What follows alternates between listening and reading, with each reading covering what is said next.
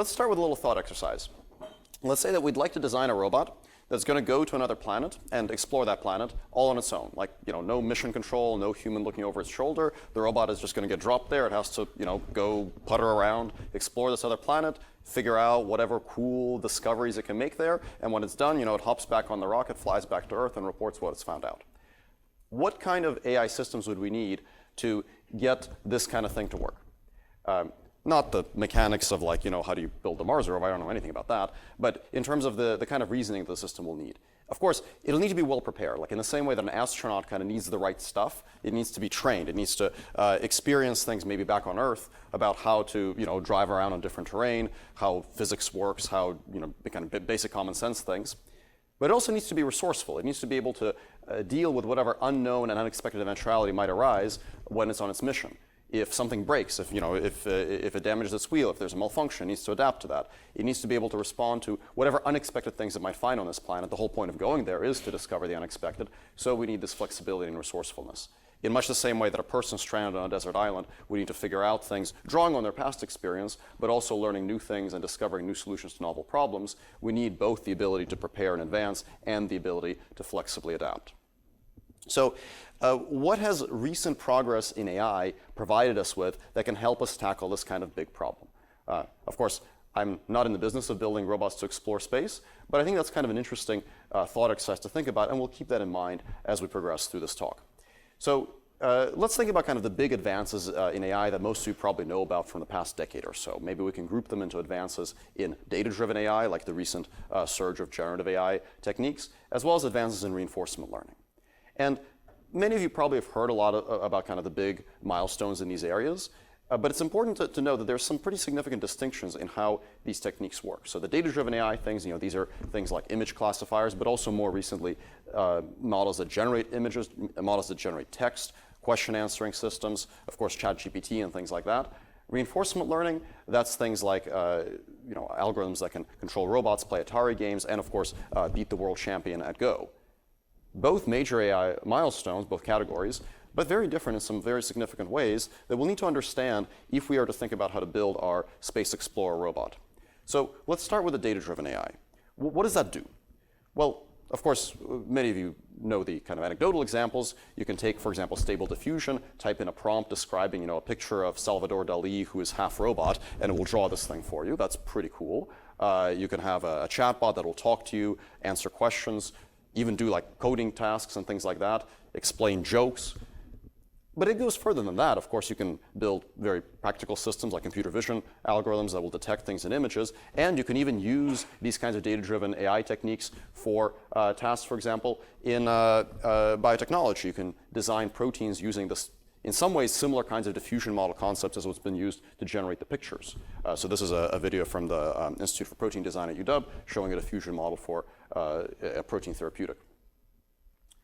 So how do these techniques work at a high level? I mean, obviously there's a lot of details, but at some very, very high level, the backbone of what makes these things work so well today is the ability to use very large data sets, often mined from the web, even for proteins they're actually mined from the web in many cases, in combination with very large models. And a lot of the advances that have fueled the really impressive things like this really come from figuring out how to make even bigger models and curate larger, more representative data sets. But at some deeper level, these techniques are based on maximum likelihood training, which means estimating the distribution in the data, either an unconditional distribution if you want a distribution over text that people would type on the internet, or a conditional distribution if you want something like an image classifier, or the distribution of pictures given a textual description. So we know about density estimation even from introductory statistics, kind of the boring low-dimensional version of this is like, okay, take a bunch of points, fit some PDF to them, and you get some curve. And that kind of doesn't seem very powerful. That seems like a statistics exercise. And perhaps one of the surprising things with the data-driven AI revolution is if you just scale this up enough, if you make the model enormous, not the 3 or 4 dimensions here, but billions of parameters, and the data set contains billions of data points, then you actually get stuff like this. But we could ask, like, what are these models actually learning? Well, they're using large data sets, typically scraped from the web. And because they're estimating the generative process that produced that data, what they're basically learning is how do people tend to produce data that they put on the web? If we're talking about pictures, what kind of pictures do people take? Or what kind of paintings do people draw? If we're talking about text, what kind of text do people type on keyboards? It might seem unsurprising in light of that, that when you interact, for example, with a large language model, it kind of talks to you in a way that resembles a person. It has that sort of flavor in its conversation that you'd associate with people. Why? Well, because it's trying to imitate people. It's trained on data, and its objective is to match the distribution that produced that data, and that generative process is people typing on keyboards. So it makes a lot of sense that you'd expect these things to produce human-like results, although it is quite remarkable the scale at which that happens. Okay, now the trouble, of course, with this is that for our space explorer, simply reproducing the behavior of people is probably not going to be enough by itself. Like, when NASA trains an astronaut, they don't just like yank someone off the street and say, okay, you're going into space now. Like, that's not how it works. You have to actually prepare. You have to be better than the average person at that particular task. And you also need to learn, besides the background knowledge, the kind of resourcefulness and problem-solving skills that you would need to handle the unknown. You need to be able to not just handle diverse open-world settings, but you need to be able to come up with novel solutions to new problems that maybe were not anticipated during the training process. And reinforcement learning gives us a really powerful tool for this. But reinforcement learning is very different at some basic level to the techniques I discussed before, because reinforcement learning is not about estimating the distribution in the data. So what does reinforcement learning do? Well, what is reinforcement learning to start with? Modern deep reinforcement learning actually draws on two branches of study, two very old lineages. The more obvious one, of course, is what is called reinforcement learning, actually originating in psychology with behaviorism and things like that, and its modern incarnation in algorithms that we use in computer science. But there's actually a second branch that's heavily influenced the modern study of deep reinforcement learning, which used to go under different names, things like evolutionary algorithms, large-scale optimization, that sort of thing, which dealt much more with the problem of coming up with emergent solutions to novel problems. This is a video from Carl Sims from 1994 that shows, in this case, not a reinforcement learning algorithm, but actually an evolutionary algorithm, coming up with emergent gates for these kind of fictional creatures. In this case, actually, the creatures themselves are also optimized, their body plans, but also their behaviors. And this is interesting. We look at this and it's kind of cool. It's discovering swimming gates, walking gates. Fast forward 2 decades, and a very different type of algorithmic framework based more on optimal control, but applied in kind of a similar style with large-scale simulation, can discover much more complex behaviors with maybe more elaborate body plans, like this humanoid learning to stand up and walk. Now, these things are based on very different principles from the data-driven AI techniques I discussed before. Whereas the data-driven AI stuff is based on looking at lots of data produced by humans and figuring out what do natural pictures look like, how do you recognize things in images, how do you generate text. This is based on using optimization and simulation. This is all about discovering emergent behaviors with fairly concise high-level objectives like move forward, reach a destination, and so forth. So modern deep reinforcement learning really draws on both of these threads in the sense that the algorithmic foundations are very heavily inspired by the study of animal learning and human learning from psychology, but in combination with the large-scale optimization and simulation ideas that in some sense are derived from the stuff down here. And the basic recipe in deep reinforcement learning algorithms is, of course, that you have an agent. It interacts with its environment, uses that interaction to get a little bit of data, improve its behavior, throw out that experience, collect more experience with a new policy, and repeat. And this kind of recipe, when scaled up sufficiently, can solve some really difficult problems. And of course, one of the examples that most of you are probably familiar with is AlphaGo, which works essentially on this principle. Now, the remarkable thing about these kinds of systems is that they can actually discover solutions that are different from what humans would have done. They're not relying on getting lots of human examples. They're relying on learning through interaction with the system. One of the most vivid examples of this is in the second game in the championship match between Lee Sedol and AlphaGo, there was this move 37, which was a move that AlphaGo made that human commentators at the time didn't really understand. They were like, okay, this is kind of a weird move. Like, it seemed like it was playing really well, and now it suddenly did this weird thing. Turns out the move was actually really brilliant, and it allowed it to win the game, but it was not a move that expert human players would likely have made because it was so different from how people generally learn to play the game. Now, this is really impressive, and that is really impressive. But it's impressive for a very, very different reason. The language models, the image generations, they're impressive to us because they look like something a person might do. The solution here is impressive because no person would do it. It's impressive precisely because it's a novel solution that people didn't expect. And our space explorer is going to need to do both of these things. It's going to need to handle diverse real-world situations with the common sense that people bring to the table from their prior knowledge, but also with the ability to come up with these novel solutions when necessary. Okay, now why is reinforcement learning alone not good enough? Like, it kind of seems like, okay, space exploration, robot going to another planet, everything sort of suggests it's really a control problem, decision-making problem. Reinforcement learning might be the ideal tool for that. Well, the trouble with reinforcement learning is that the way that classical online RL is used to solve these large-scale problems makes it actually quite tricky to apply to complex real-world environments. Reinforcement learning, as I mentioned before, involves an agent interacting with the world, collecting a little bit of experience, improving its policy, collecting more experience, and repeating this many, many times. And this works really well, for example, in Atari games, where you can interact with a simulator a lot, with the game of Go, where you can play billions of Go games. It even works for robotic tasks and controlled environments, where you can have the robot repeatedly interact with the same kind of scenario. But in the real world, there's a lot more complexity and diversity. The real world has physics, objects, wide open world environments, other agents, and so on. And there's a really big gap between the kinds of domains where classical reinforcement learning methods have been successful in the real world. It's not so much a gap of like task complexity in the sense that like Go is a pretty complex game. It's a gap of breadth and diversity. The game of Go is governed by a fairly concise set of rules, and the Go playing agent doesn't have to worry about what happens if like its opponent spills coffee on the Go board. Like, that's sort of outside of the rules of the game. But of course, the whole point of the Space Explorer thought exercise is that we don't know the boundaries of the game. When it goes to this other planet, all sorts of things might happen. So we're much more in that setting on the right than over here. And the way, of course, that the data-driven AI methods deal with this is they use lots of data from the real world to learn about the breadth and diversity that they might experience. So where does that leave us? We've got these data-driven things. They're great at capturing the distribution in the real data. They're great at learning about the real world. But they don't make purposeful goal-directed decisions. They're not trying to really optimize some objective, and they're not trying to find novel solutions. They're trying to emulate humans, and they're actually very good at that. And we've got this reinforcement learning stuff, which is goal-directed and purposeful, but it doesn't make use of real-world data, and it's really just all about trying to optimize for a task.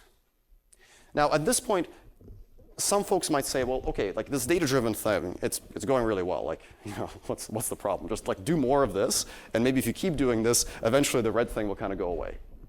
I'm actually very sympathetic to that view, but I want to tell you about a particular kind of perspective on this. This was actually put forward by Richard Sutton, who is actually, in some ways, one of the founders of the field of reinforcement learning in computer science. The stuff originated in psychology, but he was sort of one of the first people that really brought this to CS.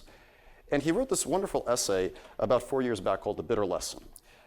Many people took this essay to mean like we should do the data-driven stuff and basically nothing else.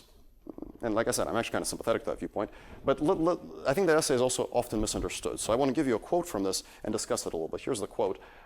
We have to learn the bitter lesson that building in how we think does not work in the long run.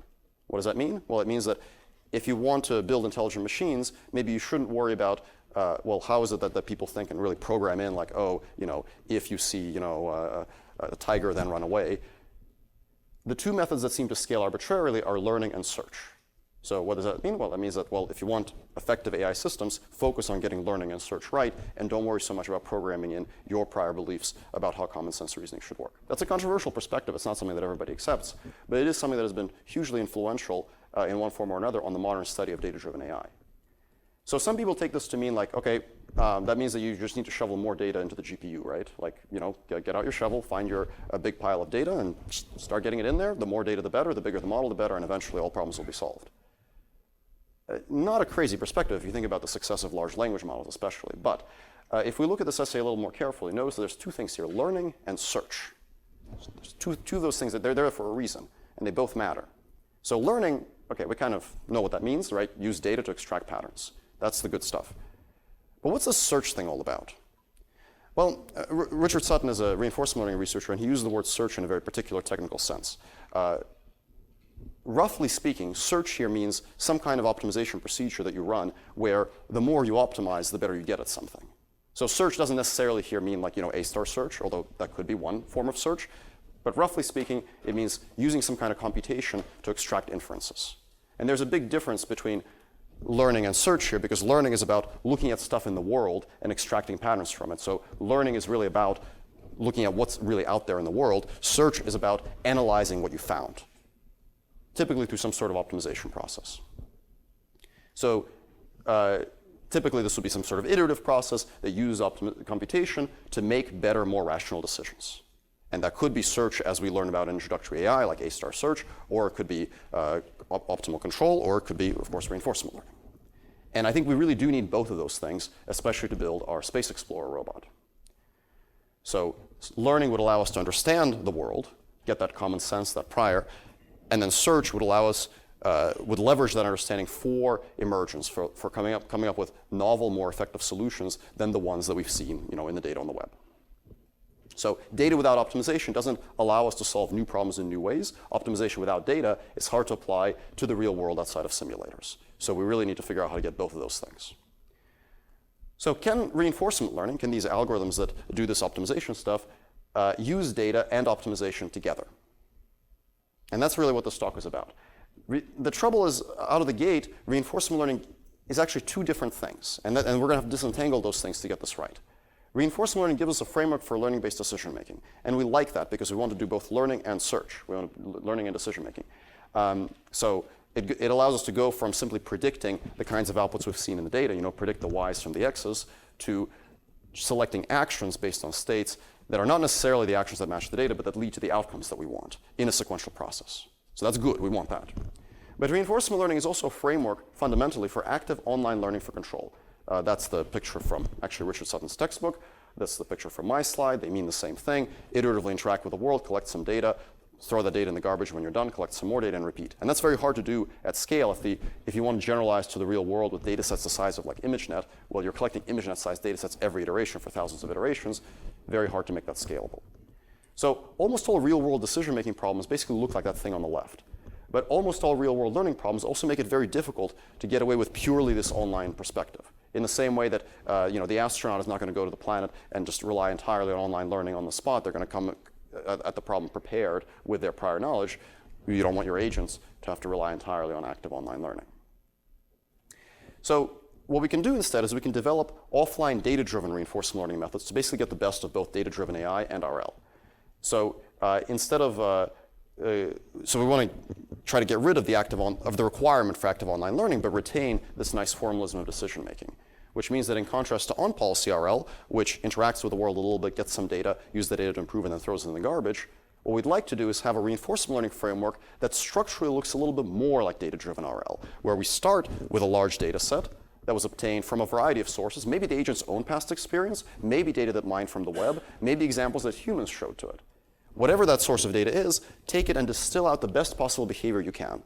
Your Space Explorer robot should look at all of the experience provided to it and figure out, okay, based on this experience, these are good things to do when I'm in unfamiliar situations. And then, of course, when you're actually deployed, you can keep running online RL to improve from there. So if something actually changes, something deviates from what you've learned, then you can still adapt to it.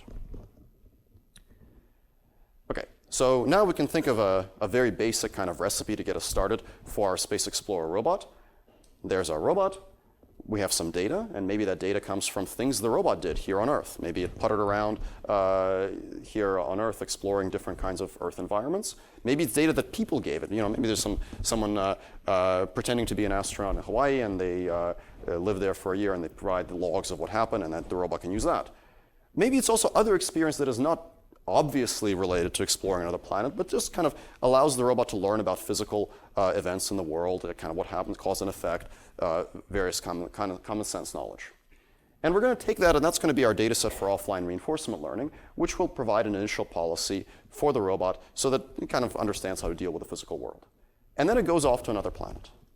And when it's there on that other planet, it can keep running its RL process, it can keep improving and keep fine-tuning based on new things that happen, so that when an unexpected event takes place, it can actually synthesize what it learned with its new experience to discover, hopefully, a novel solution to a new problem.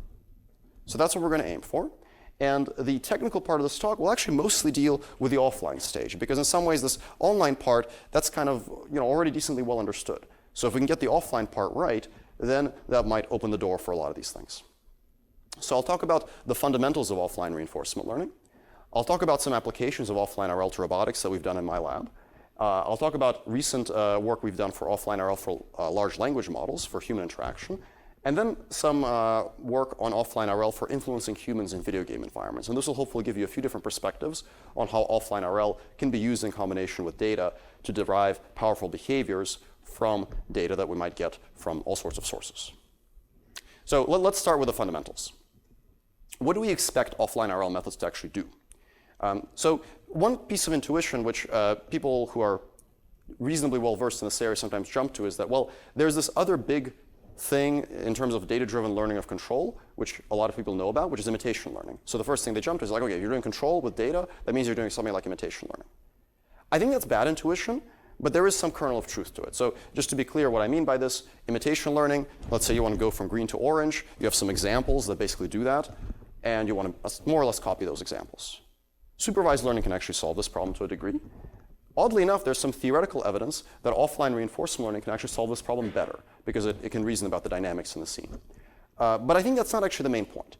A better intuition is that offline RL is about getting order from chaos. It's about getting data that kind of goes all over the place and figuring out that if you combine this and this part of the data, then you can find a solution to the problem you want that's sort of supported under the experience that you've seen. I'll make this more concrete shortly.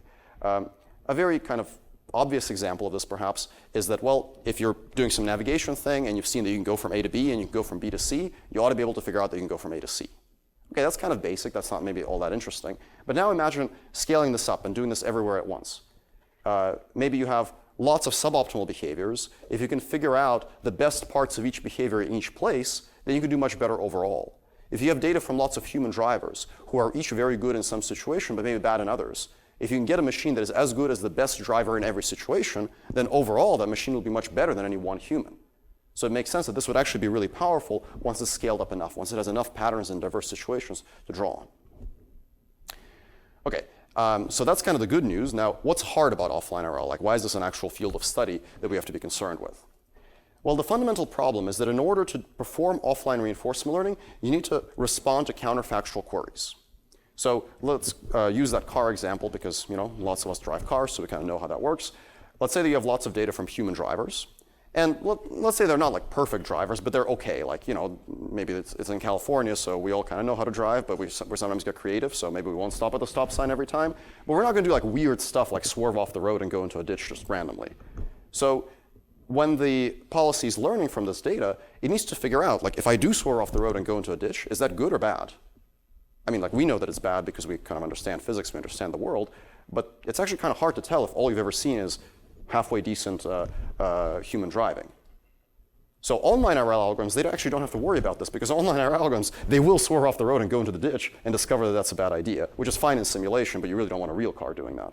Offline RL methods need to somehow account for these unseen out-of-distribution actions, ideally in a safe way. So the obvious answer is like, don't do it, but you can't just not do anything because you still have to make use of generalization to come up with behaviors that are better than the best thing seen in the data. So now you have a really delicate balance to strike where you have to allow the thing to generalize, to discover new behaviors for which it can make correct inferences that that's a good idea, but not allow it to attempt to generalize to things for which it can't possibly know the outcome. So swerving off the road, don't do it because you don't know what will happen.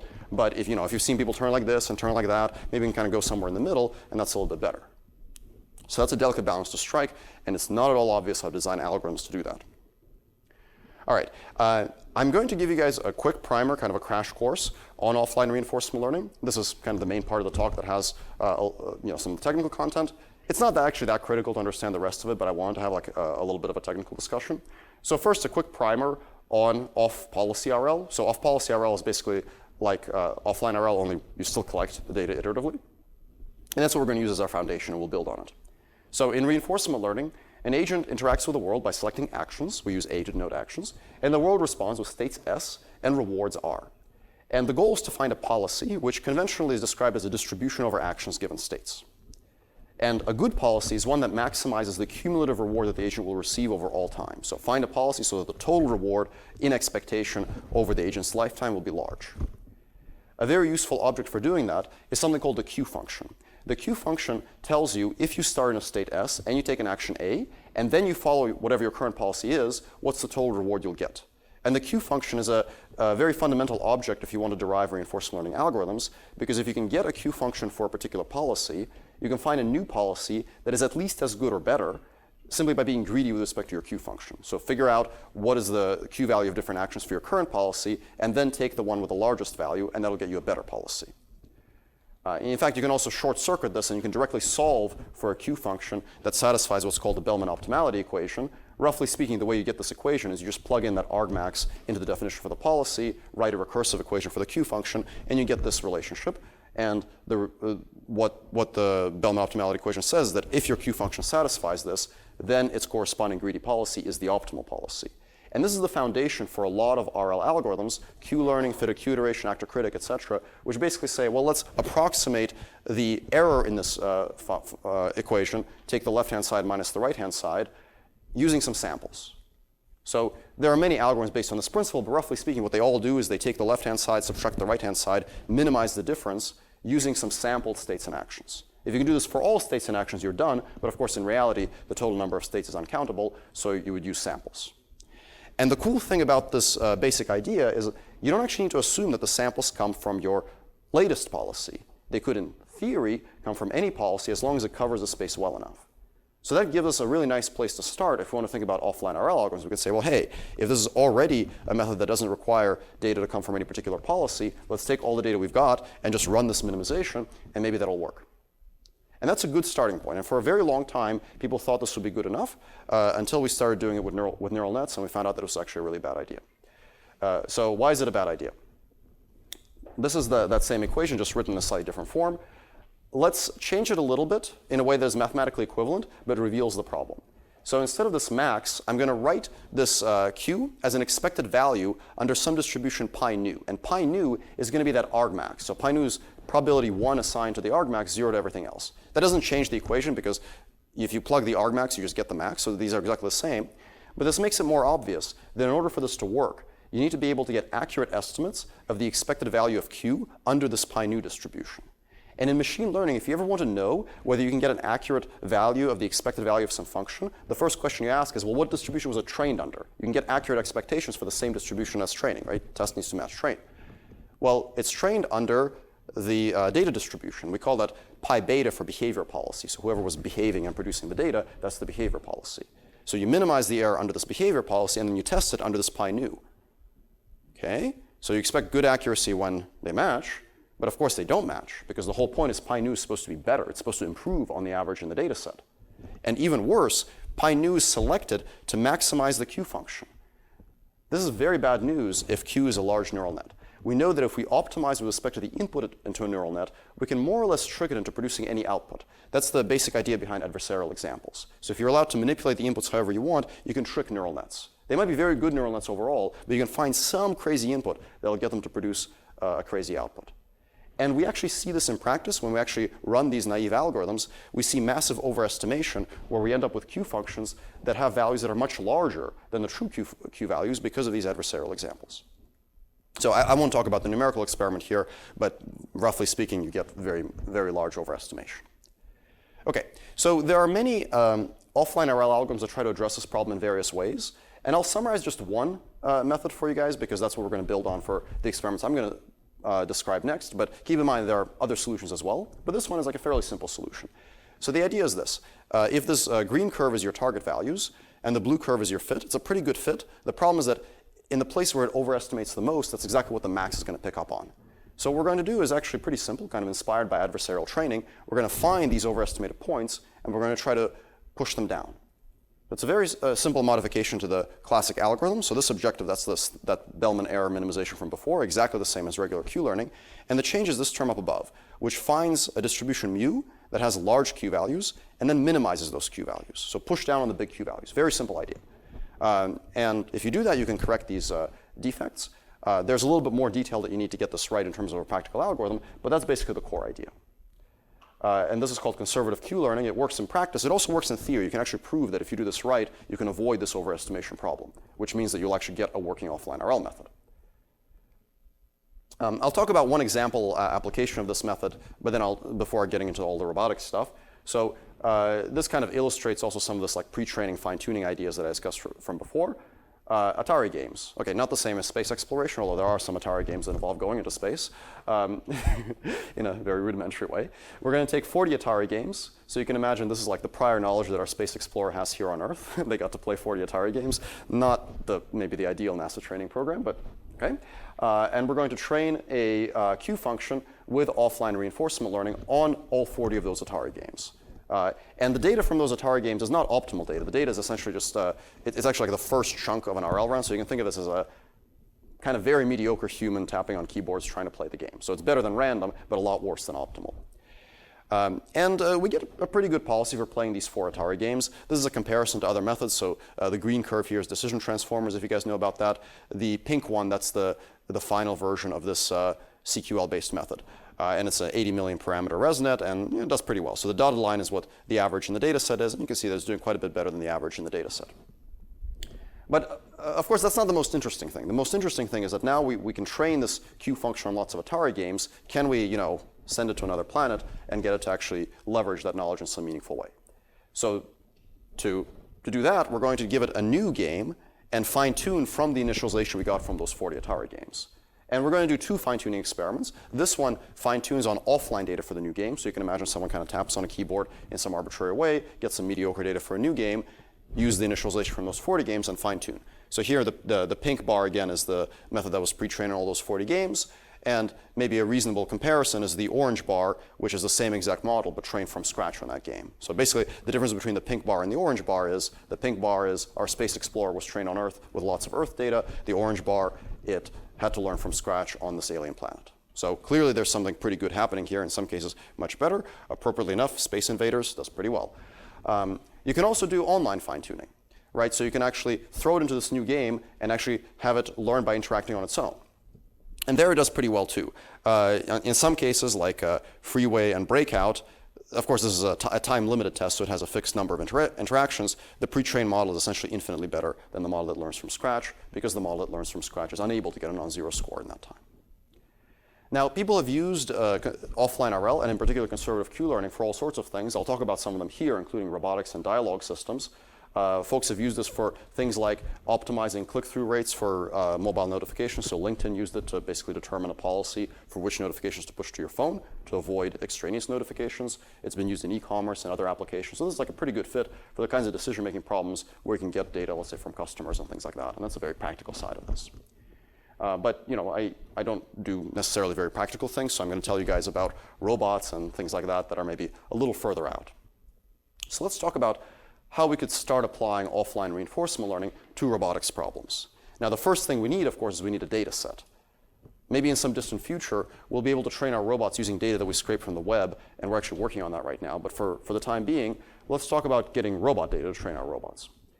So we want some kind of data set so that when you unpack your robot in your lab, just like the Space Explorer on an alien planet, there's some kind of pre-training data available to that robot so that out of the box it actually has some basic capability. So a big data set of past interactions, maybe from other tasks and other environments, that can prepare it with some body of common sense to tackle new problems that you might want it to address. So you want to kind of bridge this generalization gap between the small amount of data you might have in your new setting and the large amount of data from other environments and other tasks that might get it started.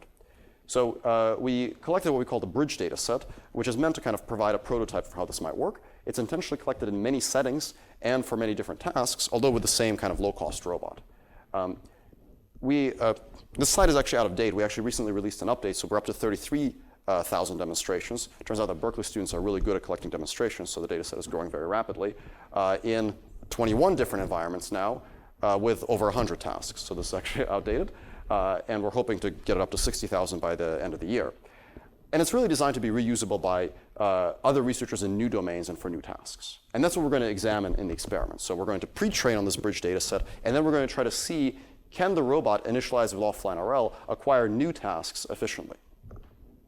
So we call this method pre-training for robots, or PTR, and it's basically conservative Q-learning applied to this bridge data kind of setting.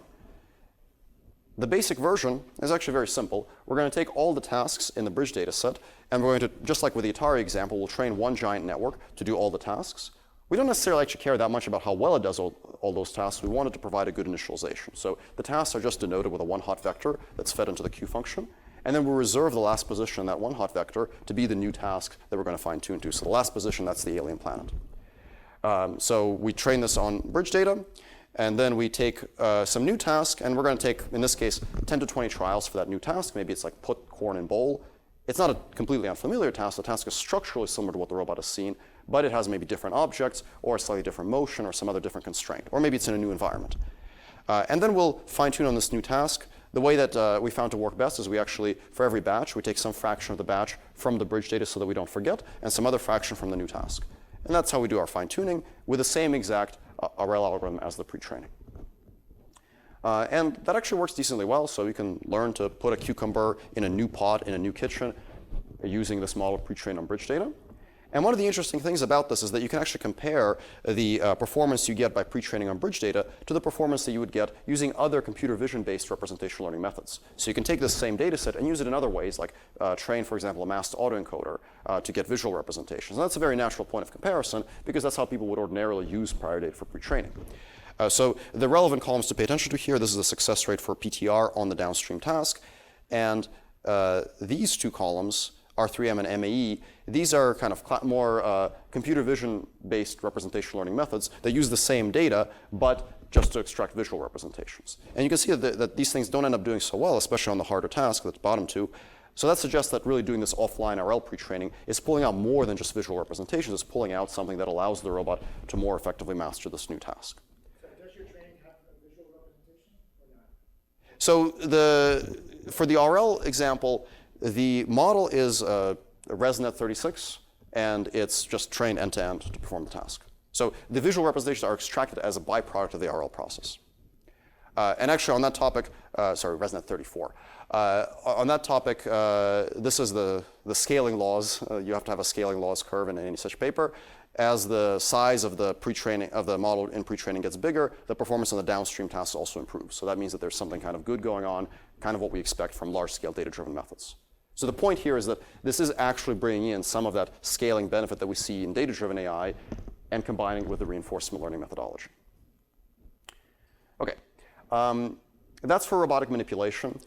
We've done kind of similar things for navigation tasks. I'll go through this pretty briefly, but in navigation, you can do cool things like you can say, well, can you create a data set and model that can generalize in zero shot to entirely new robots? Navigation is a pretty structured problem, so you can sort of imagine that the way you drive a car and the way you drive a small-scale ground robot might be kind of similar. So the setup is that we're going to have actually goal condition policies, so we're going to indicate the destination with an image of the destination. And then we'll collect the data set from all sorts of different ground robots, from large-scale ATVs to little kind of small-scale RC cars, and then try to see if we can generalize it to new robots. And it turns out that actually works. So you can actually get generalization not just across tasks here, but actually across platforms. So the drone here, now the drone is pretending to be a car. The altitude is just fixed. But other than that, other than the drone pretending to be a car, it actually does generalize in zero shot to the drone from pre-training on a variety of other kinds of mobile robots. So that's pretty cool.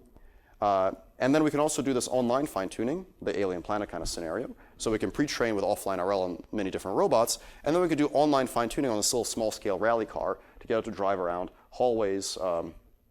This is in Soda Hall, I believe. Some of you might have seen this experiment or might have been annoyed by it if it hit you in the hallway.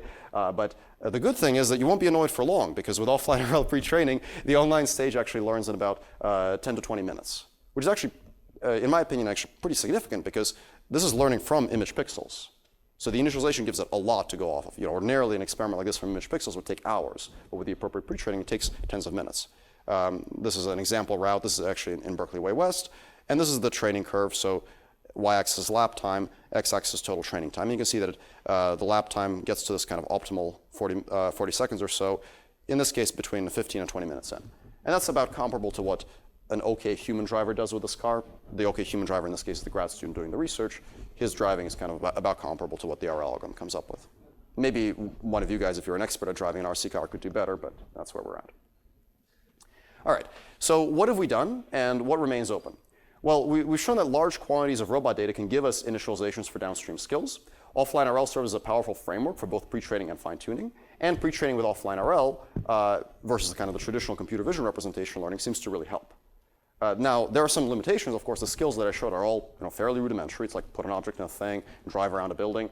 And the data is still narrow, so there's a lot more to be done to go from this to our Space Explorer, but it kind of shows hints that maybe this could actually have some of those properties we want.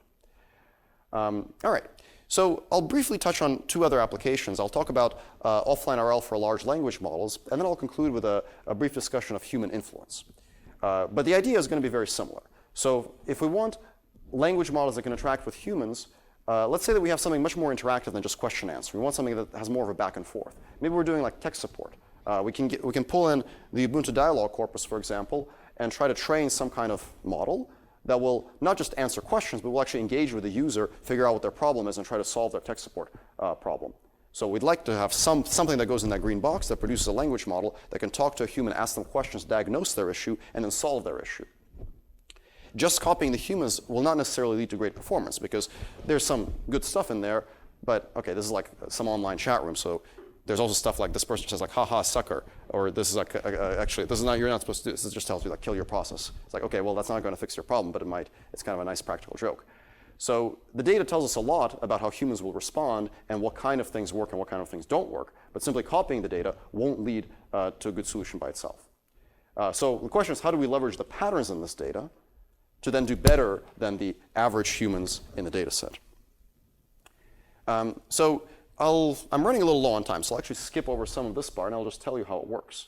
Okay, so here is the setup.